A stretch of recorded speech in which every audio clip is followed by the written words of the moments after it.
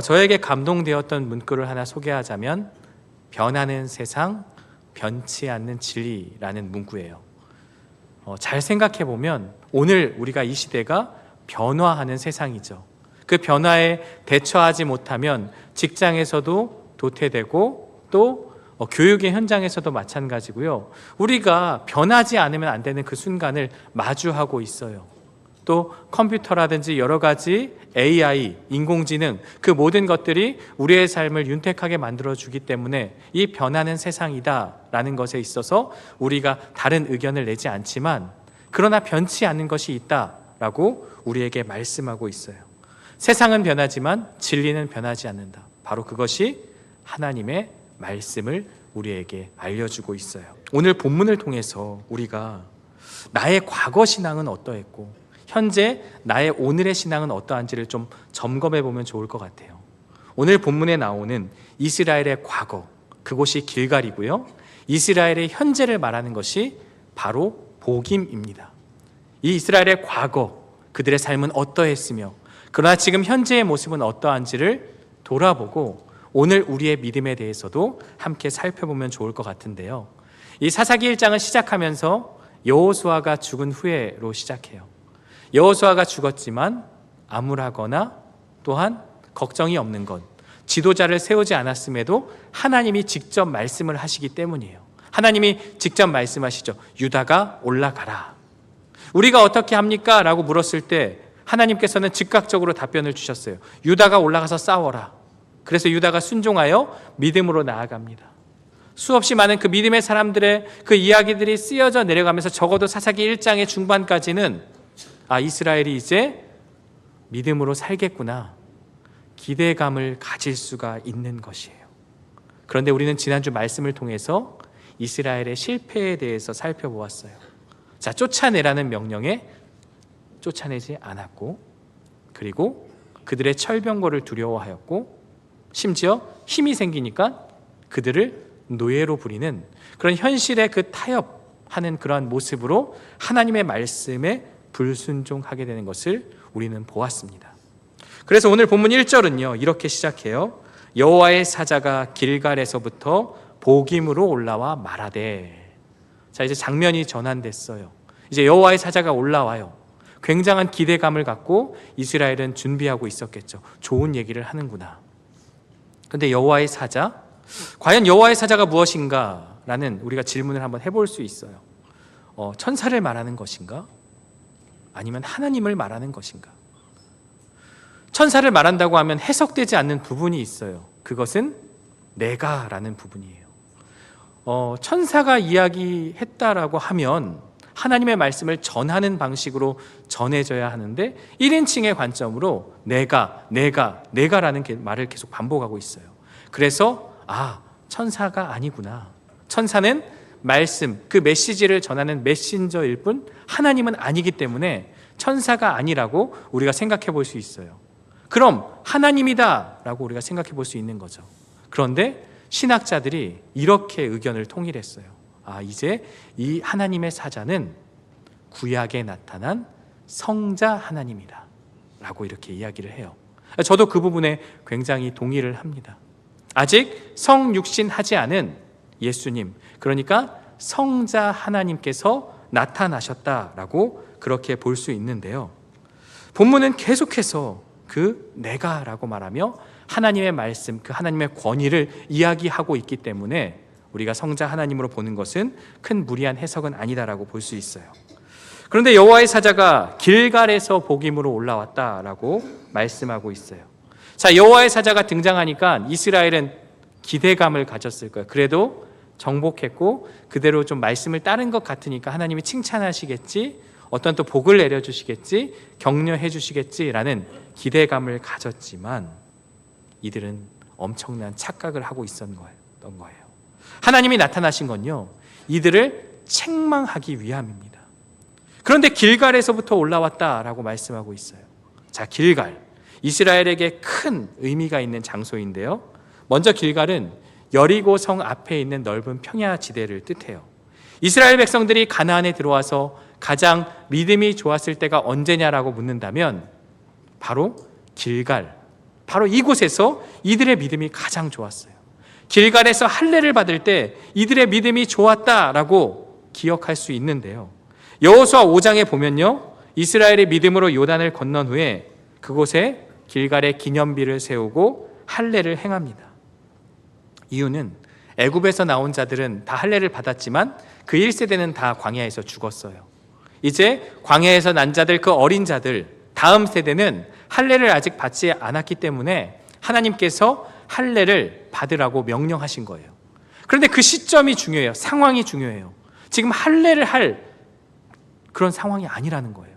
왜냐하면 정복해야 될 여리고를 마주하고 있는 그 상황 가운데서 이스라엘이 지금 군사력을 정비하고 싸움을 위해서 준비해야 되는 그 시점에 적들이 보는 그 앞에서 할례를 행한다? 이건요, 죽음을 각오한 신앙입니다. 이들의 믿음을 보여주고 있어요. 현실의 문제 앞에, 하나님의 말씀 앞에 순종하는 믿음의 결단이 이 길갈에서 있었던 거예요. 그리고 하나님은 그 믿음 따라 은혜를 베풀어 주셨던 거예요. 그래서 길갈은요, 이스라엘이 하나님을 향한 순수한 믿음을 가졌던 곳이고 하나님의 말씀이라면 목숨 걸고 순종했던 장소였다라고 우리가 기억하면 좋을 것 같아요. 그랬던 이스라엘이 가나안 땅에 이제 들어왔어요.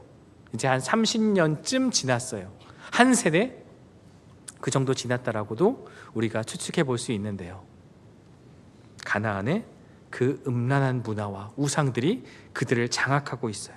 길갈에서 뜨거웠던 그 열정이 다 식어져 버렸어요. 이곳에서 우리는 하나님의 거룩한 나라를 세우겠다라고 약속하고 꿈꾸며 살았지만 그 꿈은 사라지고 현실의 문제 앞에서 세상과 타협하며 살아가는 거예요. 심지어 이들은 자녀 다음 세대에게 복음을 전해야 함에도, 하나님에 대해서 전해야 함에도 그것은커녕 그들 스스로의 믿음조차 바르게 서지 못하는 안타까운 모습을 보이게 되는 거예요. 이런 상황에 여호와의 사자가 길갈에서부터 복임을 방문합니다.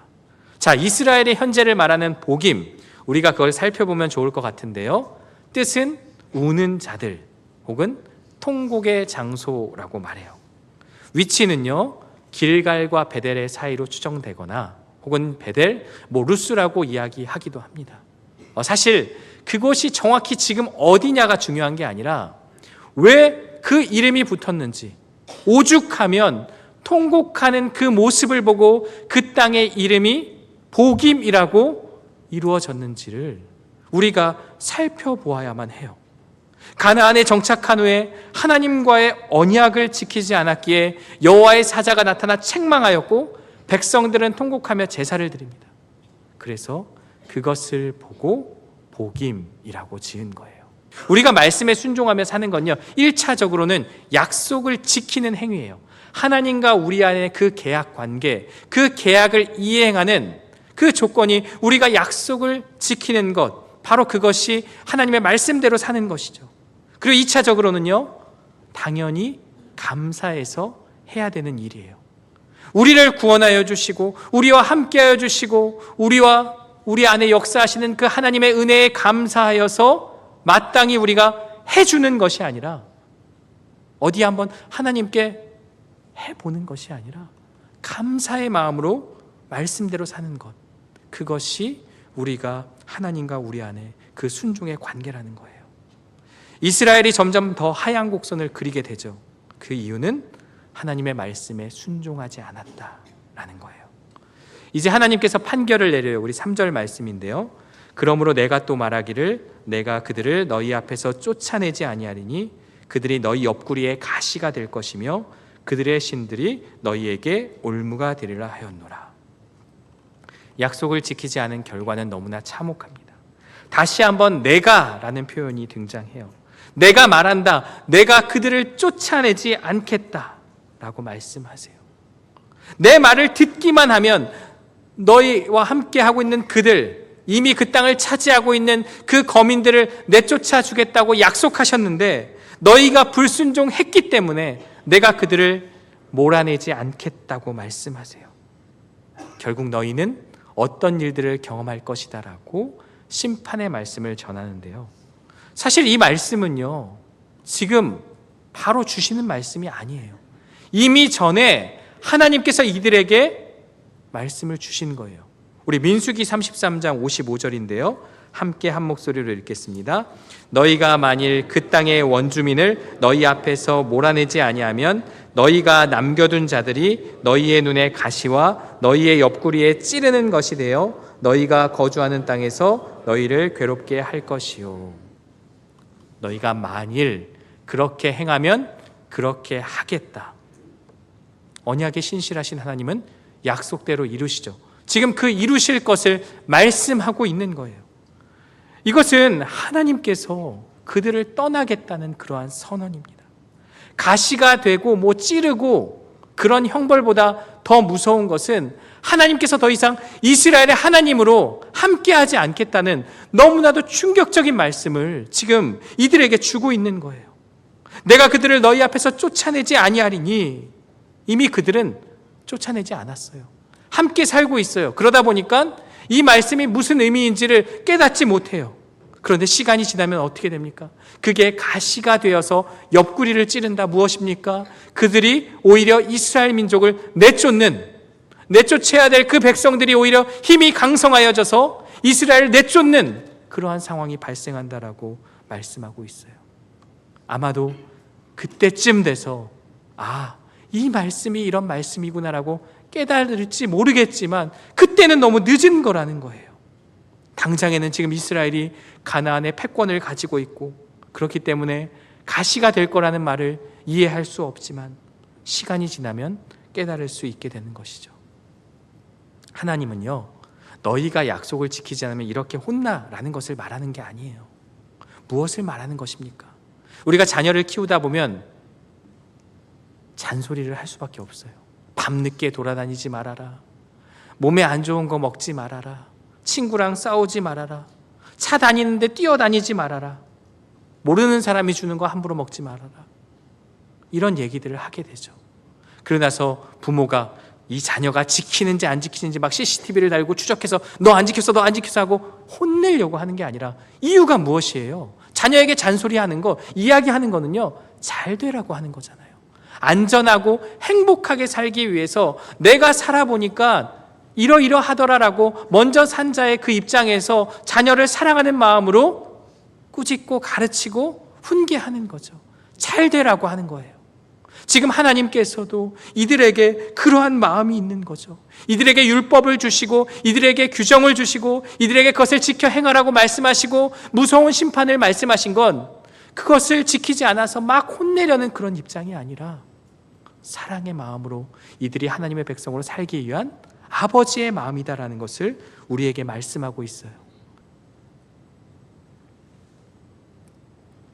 지금 이스라엘이 살만하니까 순종하지 않아요. 가시가 찔러야 얼마나 아프겠어. 그런데 그 가시가 이스라엘을 멸망으로 이끕니다. 또한 우리 하나님께서는 말씀하세요. 그들의 신들이 너희에게 올무가 될 것이다. 이 올무는요, 덫을 말해요. 덫을 놓을 때는 뭘 해요? 먹이를 반드시 그곳에 놓습니다. 미끼를 놔요. 그래서 미끼를 물어서 그것을 잡게 되는 거죠. 지금 이스라엘에게 그 미끼가 무엇입니까? 풍요와 번영, 그리고 탐심입니다. 지금 이 가나안 땅에는 대표적인 신들이 있어요. 바알과 아세라가 있는데 그들이 주관하는 것이 비요, 그리고 다산이다 라는 것을 말해요. 농사 짓는 그 문화 가운데서 비가 얼마나 중요합니까? 그리고 노동력, 다산, 얼마나 큰 은혜입니까? 바로 그것을 붙잡도록 만드는 거예요. 근데 생각해보면 지금까지 이스라엘이 누구를 통해서 먹고 살았어요? 하나님을 통해서 먹고 살았는데 그것을 잊고 가나안에 들어오니까 그 땅의 풍요가 너무나도 아름다운 거예요. 그러니까 더 이상 하나님이 보이지 않아요. 내 삶에 하나님이 보이지 않고 그 땅의 번영만 보이는 거예요. 그래서 그것을 쫓아 살아가는 거예요. 그래서 그 덫을, 그 미끼를 덥석 물고 그 덫에 빠져들어가게 된 것이에요. 골로새서 3장 5절은 탐심이 우상 숭배라고 말해요. 지금 우리가 욕심 부리는 게 무엇입니까? 하나님과의 믿음, 관계에서는 욕심을 부리지 않으면서 돈과 인정과 인기를 우상으로 섬기며 살아가요. 탐심은요, 어떤 물질적인 욕망이나 세속적인 욕구를 추구하며 사는 삶이에요. 아예 그것을 추구하지 말라가 아니라 지나치게 많이 그것을 의지하고 살아가는 거예요. 결국 이 탐심이 어떻게 발전하냐면 하나님보다 세상을 더 사랑하게 만들고 결국 하나님과 멀어지게 만드는 거죠. 지금 가나안 땅에 딱 들어왔더니 풍요와 번영이 펼쳐지니까 하나님이 보이지 않고 그 신들을 쫓아 살다 보니까 하나님은 점점점 그들에게 떠나게 되는 거죠. 바로 이것이 우상을 섬기는 것과 마찬가지입니다. 자, 우상 숭배에 대해서 한번 정의하면 좋은데요, 단순히 형상이나 조각에 절하는 행위뿐만이 아니라 마음속에서 하나님보다 내가 더 좋아하는 것이 우상이다 라는 것이에요. 탐심이라는 미끼를 물지 않고 하나님께 집중하는 삶을 살 때 행복과 평안이 있지만 우리는 이 땅이 주는 것에 가치를 두고 그것을 붙잡고 살아간다는 것이죠. 지금 이스라엘은 어느 정도 순종하는 것처럼 보이지만 결국 하나님의 마음, 그 마음 알지 못하고 하나님은 그들의 마음을 꿰뚫어 보시고 심판을 선언하는데요, 우리 심판에 대한 그 내용이 4절과 5절인데 함께 읽겠습니다. 여호와의 사자가 이스라엘 모든 자손에게 이 말씀을 이르매 백성이 소리를 높여 운지라. 그러므로 그곳을 이름하여 복임이라 하고 그들이 거기서 여호와께 제사를 드렸더라. 너무나 충격적인 말을 들은 이스라엘은 어떻게 반응합니까? 소리내어 울어요. 꺼이꺼이 하면서 서러워서 통곡하면서 울고 있어요. 이들이 얼마나 크게 울었던지 그 땅의 이름을 복임이라고 이름을 짓는 거예요. 하나님이 왜 우리에게 이렇게까지 하느냐 원망의 울음일 수도 있고요, 우리가 뭔가 잘못했구나라고 생각할 수도 있어요. 감정적으로 큰 고통을 느껴서 통곡하며 울었어요. 기대했는데, 여호와의 사자가 올라서 기대했는데 기대와 다른 말을 하니까 실망해서 울 수도 있고요, 좌절하고 낙담해서 울 수도 있어요. 그리고 그들은 이어지는 행동으로 여호와 하나님께 나아가 제사를 드립니다. 속죄제를 하나님께 드렸으리라 생각돼요. 그럼에도 하나님은 이 심판의 말씀을 따로 거두지 않았어요. 이유는 무엇입니까? 이들의 울음과 제사에는 진정성이 없었다는 것을 말해요. 이 상황을 회피하기 위해서 당장은 회개하지만 마음은 여전히 탐심으로 가득 차 있고 삶의 방향이 하나님께로 전환되지 않았기 때문이에요. 복임에서 다시 길갈로 돌아오야 함에도 그 길갈의 신앙을 잊어버리고 그렇게 하지 않았어요. 왜냐하면 내 삶의 번영과 풍요가 하나님보다 더 소중했기 때문이에요. 언뜻 보면 이 복임은요, 회개의 장소요, 제사를 통한 갱신과 회복의 장소로 비춰질 수 있어요. 그러나 우는 자들이라는 그러한 이름이 붙은 것은 그들이 회개는 하였으나 진정성을 가지고 삶의 방향을 하나님께 돌이키지 않았고, 그것을 증명하는 것이 그 이후의 역사를 보면 이스라엘은 회개하는, 전환하는 그러한 모습을 보이지 않았다라는 것을 말해요. 회개는요, 원어로 메타노이아라고 이야기해요. 이 회개에 대해서 이 메타노이아라는 단어가 쓰여지는데, 이 메타라는 단어와 노이아라는 단어가 합성된 합성어입니다.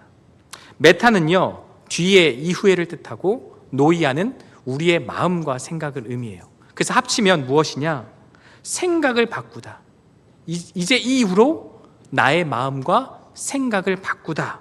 그리고 마음을 돌이키다. 그리고 더 나아가 단순한 후회나 뉘우침을 넘어서 삶의 방향과 목적이 하나님으로 변화되는 것을, 그것을 우리에게 말씀하고 있습니다. 자, 먼저는 우리의 생각이 전환돼야 돼요. 말씀을 들었어요. 묵상했어요. 그러고 나서 우리의 과거의 뜨거운 그 믿음의 상황들을 기억해요. 그리고 지금 그때처럼 못 사니까 서러워서 울기도 해요. 그럼 그게 회개가 아니라 다시 한번 그때를 생각하며 그때의 신앙으로 돌아가는 것을 다짐하는 것이 회개의 첫 번째고요. 그 다음 생각이 바뀌었다면 무엇을 해야 합니까? 삶이 바뀌어야 합니다. 바로 그것이 회개입니다. 타협하고 풍요와 번영을 꿈꾸며 그들이 살았다면 이제는 결단하고 다시 길갈로 돌아와서 하나님의 말씀으로 돌아오는 그 회개의 운동이 펼쳐질 때 그들은 참 회개를 하였다라고 볼 수 있지만 그렇게 하지 않았던 것이에요. 다시 돌아가는 것은 어려울 수 있어요. 지금까지 내가 쌓아온 것을 포기하는 것은 어렵고 힘이 들 수 있어요. 그래서 새로운 삶을 시작해야 하는 것인데요. 가끔가다 저도 설교를 쓰다 보면 지금까지 썼던 것이 아까워서 계속 거기서 보충하고 고치고 하다 보는데 아무리 생각해도 아닌 것 같아요. 그러면은 과감하게 밀고 다시 쓰게 됩니다. 지금까지 해온 것들이 아깝다고 여겨지면 완전한 변화를 이룰 수가 없어요. 지금 이스라엘의 입장에서는 이스라엘은 철저하게 다시 말씀으로 돌아가 여호수아와 언약갱신을 했던 것처럼 그 자리에서 하나님께 돌아오는 다짐과 삶의 변화들로 나아가야만 했어요. 그들은 통곡했지만 그 울음은 진정한 회개로 이어지지 않았어요. 눈물로 끝나는 회개가 아니라 삶을 변화시키는 결단이 없었던 거예요. 우리의 신앙은요, 하나님과의 약속을 지키는 삶입니다. 이스라엘 백성들의 모습은 우리의 삶과 다르지 않습니다. 하나님의 말씀에 감동하고 때로는 눈물을 흘리지만 중요한 건 그럼 너의 삶의 열매들, 삶의 변화들이 무엇이냐라고 묻는다면 글쎄요, 제가 믿음이 연약하여서 라는 말을 하게 되죠. 감정적인 반응으로 끝나는 것이 아니라 하나님의 말씀에 온전히 순종하는 삶을 살아야 합니다. 과거의 신앙의 열정을 생각하고 안타까워만 하는 것이 아니라 실제로 작은 것부터 하나 변화되어야 하는 거예요. 현실적인 삶의 문제들 때문에 혹시나 나의 신앙이 지금 식어져 있다면 우리도 길갈로 돌아가야 하는 것입니다. 신앙은요, 약속을 지키는 삶이고요. 하나님을 나의 주인으로 고백했다면 그 고백대로 그분과의 약속을 지키며 살아야 합니다. 하나님을 최우선순위로 두고 삶 속에서 그분의 말씀 앞에 순종해야 합니다. 그리고 우리가 다음번에 살펴보겠지만 이러한 삶을 살아내지 못했기 때문에 이스라엘이 하나님을 모르는 다른 세대가 된 것입니다. 하나님은 우리의 문제보다 더 중요한 것이 관계라고 말해요. 지금 우리는 문제밖에 보이지 않아서 그 상황 앞에 마주하며 힘들다고 이야기하지만 하나님은 왜 나를 찾지 않고 왜 나한테 나와 기도하지 않고 왜 나에게 나와 그 문제를 이야기하지 않는지 그 관계적인 측면에서 하나님은 우리에게 말씀하고 있습니다. 나의 삶에서 하나님보다 더 중요한 것이 있지 않은지 돌아보고 마음의 우상을 철저히 제거해야 합니다. 눈물로 흘리는 것이 끝이 아니라 실제로 변화된 삶을 살아낼 때 이스라엘도 복임에서 통곡만 하고 그칠 것이 아니라 하나님으로 삶을 전환했을 때 그들의 삶은 바뀌고 하나님과 함께하는 행복한 삶이 되었을 것입니다. 사랑하는 성도 여러분, 혹시 나의 신앙이 복임에 머물러 있지 않습니까? 과거를 기억하며 그때는 그랬는데 라고 생각하며 지금은 나이도 있고 삶이 녹록치 않아서 지금은 그냥 교회만 나오는 것만 해도 이 정도만 하는 것만 해도 괜찮아라고 생각하고 있지 않습니까? 과거의 열정을 기억하며 눈물 흘리는 것에서 멈추지 말고 다시 길갈로 돌아가 뜨거웠던 그 우리의 신앙을 회복하는 저와 여러분들 되시기를 주의 이름으로 축원합니다.